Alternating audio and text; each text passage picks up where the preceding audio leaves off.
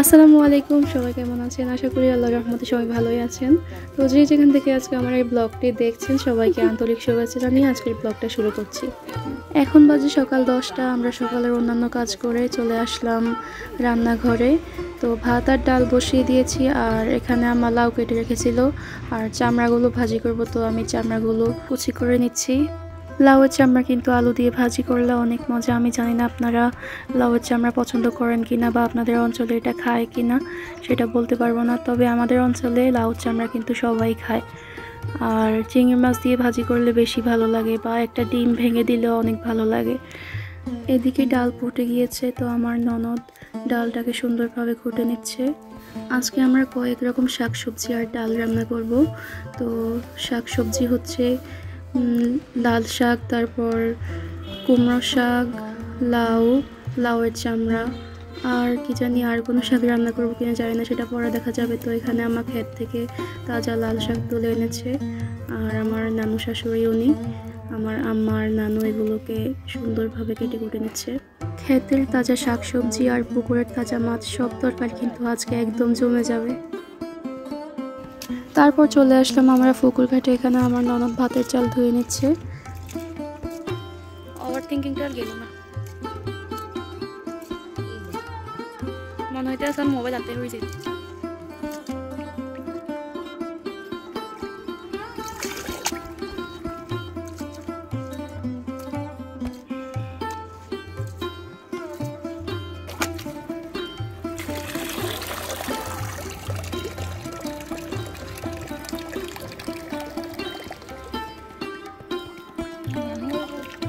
তো চাল ধোয়া শেষ, এখন লাউয়ের চামড়াগুলো ধুয়ে নেবে, সাথে আলুও দিয়েছি।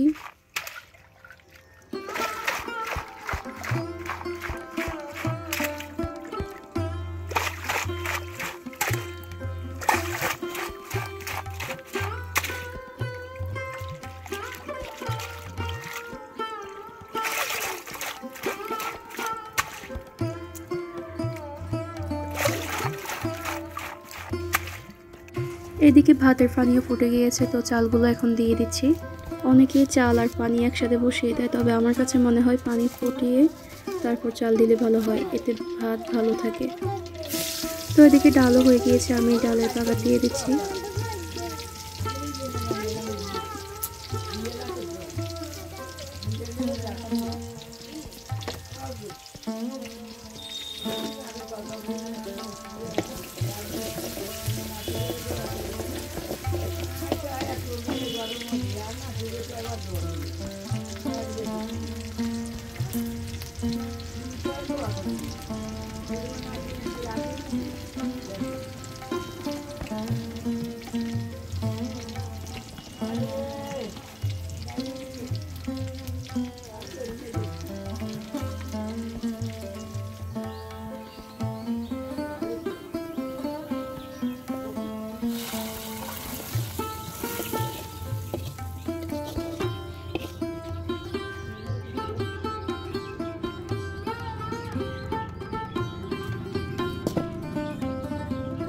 তো ডালে ফোড়ন দেওয়া শেষ, এখন আমি লাউয়ের চামড়াটা ভাজার জন্য কড়াই বসিয়ে দিয়েছি।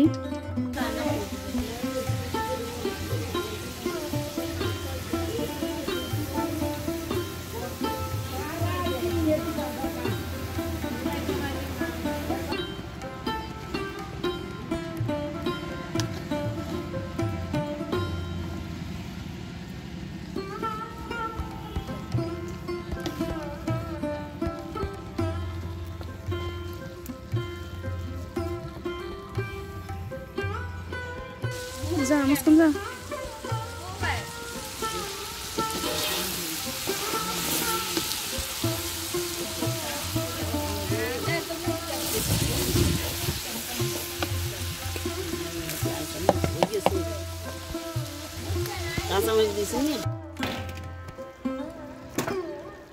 লাড়ি দেন একটু।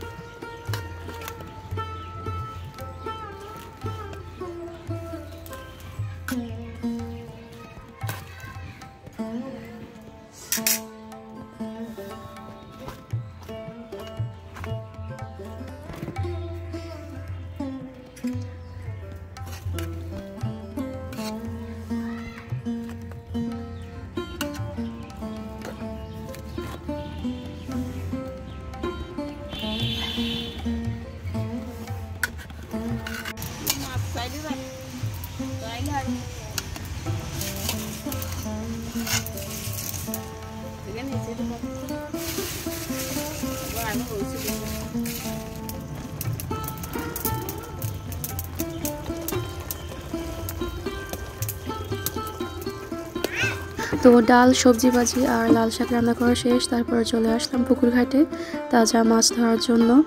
কুমড়ো শাক দিয়ে রান্না করার জন্য মাছ ধরতেছি। সরি, মাছ আমি ধরছি না, আম্মা ধরতেছে। মাছগুলো সাইজে অনেক ছোট হলেও তারপরে এগুলো পুকুরের তাজা মাছ খেতে অনেক ভালো লাগে। বিশেষ করে আমাদের পুকুরের রুই কাতল মাছগুলো অনেক মজা হয়।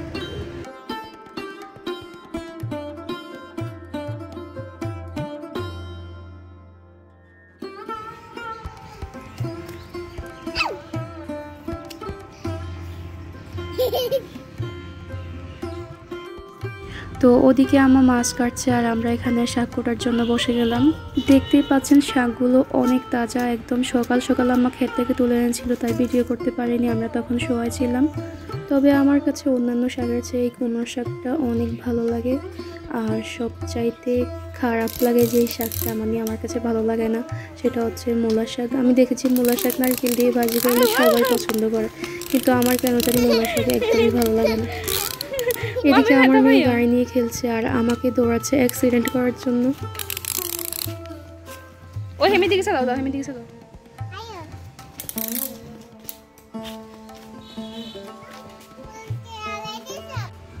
তো এই তো এখানে আমার মাছ কেটে কুটে নিচ্ছে আর পরে আর কয়েকটা মাছও পেয়েছে। দেখতেই পাচ্ছেন এটা রুই মাছ, সাইজে ছোট হলে এগুলো খেতে ভালো।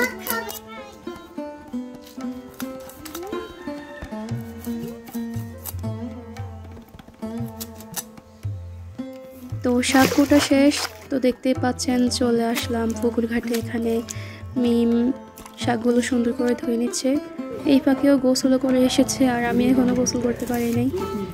তারপরে চলে আসলাম আবার রান্নাঘরে। এখন আমি রান্নাটা বসিয়ে দিব। সরি, আমি বসাচ্ছি না, রান্না আম্মা বসাচ্ছে এখন। আর আম্মা কিন্তু একদম শর্টকাট রান্না করে। প্রথমে তো অনেকে মশলা কষিয়ে তারপর মাছ কষায়, উনি সবগুলো একসাথে বসিয়ে দেয়। তবে আমি এটা খেয়াল করেছি, রান্নার নিয়ম আলাদা হলেও তরকারির স্বাদ কিন্তু একই রকম থাকে। তাহলে কেন আমরা একটা একটা করে উপকরণ দিয়ে তারপরে ভালো করে কষিয়ে তরকারিটা বসাবো, স্বাদ যেহেতু একই। তারপরে আমরা এখানে কয়েকটা সিদ্ধ জলপাই নিয়েছি বানানোর জন্য, লবণ মরিচ দিয়ে দিয়েছি। তারপর দিয়ে দিব একটু বেশি করে চিনি, আমরা একটু মিষ্টি খাই, সরি একটু না বেশি মিষ্টি খাই আমরা, এই জন্য চিনি একটু বেশি করে দিচ্ছি। তারপরে ক্ষেত থেকে তুলে এনে ধনিয়া পাতা দিয়ে দিচ্ছি, একদম তাজা ধনিয়া পাতা, এর ঘ্রাণটা অনেক ভালো। তো সব উপকরণ দেওয়া শেষ, এখন এগুলোকে সুন্দর করে ভর্তা করে নিব।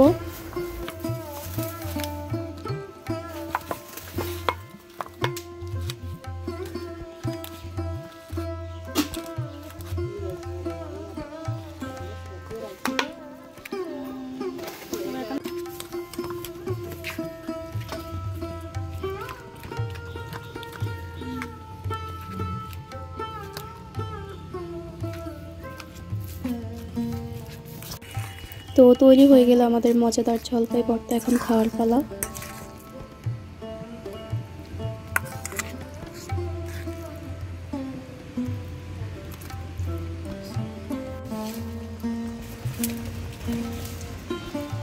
কুমড়ো শাক রান্না করাও শেষ হয়ে এসেছে আর এখান দিয়ে চুলায় ছোলা আর আলু সিদ্ধ বসিয়ে দিয়েছি দোকানের জন্য।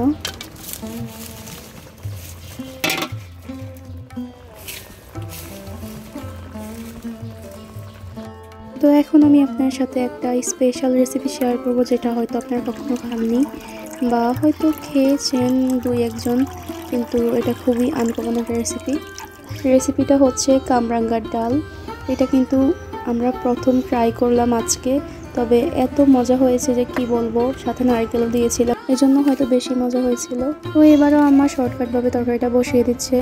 এখানে মাছ নিয়েছে কয়েক টুকরো আর হলুদ মরিচ লবণ তেল দিয়ে তারপর রসুন দিয়ে বসিয়ে দিয়েছি, সাথে ডালও দিয়ে দিচ্ছে। আর আমি হলে ডালটাকে আগে ফুটাতাম, তারপর এক পাশে মাছটাকে কষিয়ে নিতাম। এত ভেজাল করে রান্না করি আমি, মানে এখন আমার রান্না দেখে মনে হচ্ছে রান্না তো সেই একই রকম হয়, তো শর্টকাট বসিয়ে দেওয়াই তো ভালো। তো সব উপকরণ দিয়ে একসাথে বসিয়ে দিয়েছে, তারপর ঢাকনা দিয়ে রাখবো। মাছ কষে এবং ডাল সিদ্ধ হয়ে গেলেই কামরাঙাগুলো দিয়ে দিব।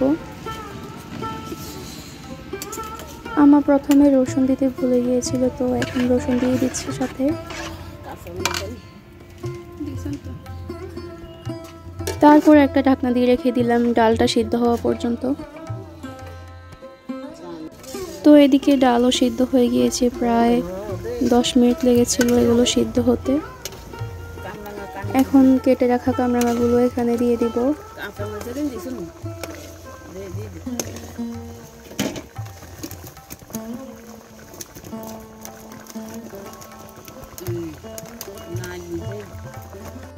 কামরাঙা দিয়ে মজাদার ভর্তাও তৈরি করা যায়। তরকারির চেয়ে ভর্তাটা আমার কাছে বেশি ভালো লেগেছিল। তো আমি অন্য একদিন আপনাদের সাথে ভর্তার রেসিপিটাও শেয়ার করব। তো কামরাঙাগুলো মোটামুটি সিদ্ধ হয়ে এসেছে, যাকে বলে আধা সিদ্ধ। তো আধা সিদ্ধ হওয়া অবস্থায় এটার মধ্যে আমরা দিয়ে দিব নারিকেল। নারিকেল আগে ফ্রিজে ব্লেন্ড করা ছিল, তো আমার মাত্র বের করেছে জন্য পানি দিয়ে রেখেছিল, কারণ তাড়াতাড়ি তো এটা গলবে না। তো নারকেলের পানিগুলো দিয়ে দিল।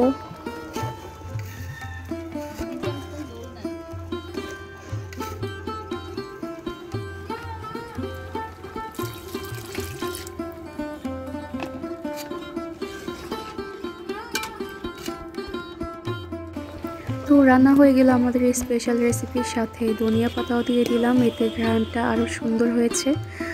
আজকের ভিডিওটা কেমন হয়েছে অবশ্যই কমেন্ট করে জানাবেন। ভিডিওটা যদি ভালো লাগে তাহলে আমার চ্যানেলটি সাবস্ক্রাইব করে আমার পাশেই থাকবেন, আর ভিডিওতে একটা লাইক করে দিবেন। আর আজকের ভিডিও এই পর্যন্তই, দেখা হবে অন্য ভিডিওতে। সেই পর্যন্ত ভালো থাকবেন, সুস্থ থাকবেন। আল্লাহ হাফেজ।